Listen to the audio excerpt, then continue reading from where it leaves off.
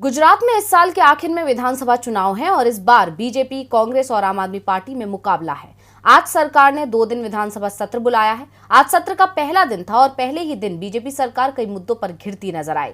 कांग्रेस ने कई मुद्दों को लेकर बीजेपी सरकार का घेराव किया, जिसके बाद कांग्रेस के 15 विधायकों को निलंबित कर दिया गया। क्या है पूरा मामला, देखते हैं ये रिपोर्ट। गुजरात चुनाव से पहले सत्ता पर काबिज बीजेपी ने आज 2 दिन का विधानसभा सत्र बुलाया था।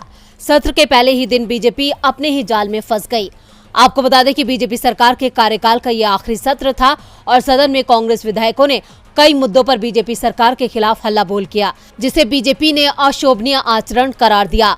कांग्रेस जनता की आवाज उठा रही थी, लेकिन बीजेपी ने इस आवाज को दबाने के लिए निर्दलीय विधायक जिग्नेश मेवानी और विपक्षी दल कांग्रेस के 14 विधायकों को दिन भर के लिए निलंबित कर दिया और मार्शलों की मदद से उनको सदन से बाहर निकाल दिया गया।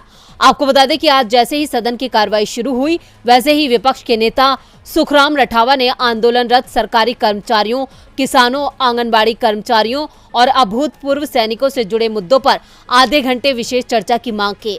गुजरात विधानसभा अध्यक्ष नीमाबेन आचार्य ने रठावा की मांग को मानने से इनकार कर दिया, तो जिग्नेश मेवानी और कांग्रेस के दूसरे विधायक वेल के करीब आ गए और नारे लगाने लगे। जिग्नेश मेवानी समेत दूसरे विधायकों ने कर्मचारियों को न्याय दो और वन कर्मियों को न्याय दो और भूतपूर्व सैनिकों को न्याय दो के नारे लिखी तख्तियां दिखाने लगे।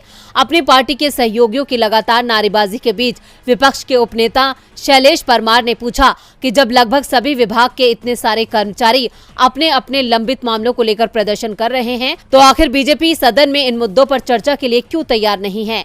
उन्होंने कहा कि जब विपक्षी दल के विधायक विधानसभा अध्यक्ष के निर्देश के बावजूद अपनी सीट पर नहीं गए, तो गुजरात के विधायी और संसदीय कार्य मंत्री राजेंद्र त्रिवेदी ने आसन के समक्ष बैठे विधायकों के निलंबन का प्रस्ताव पेश किया।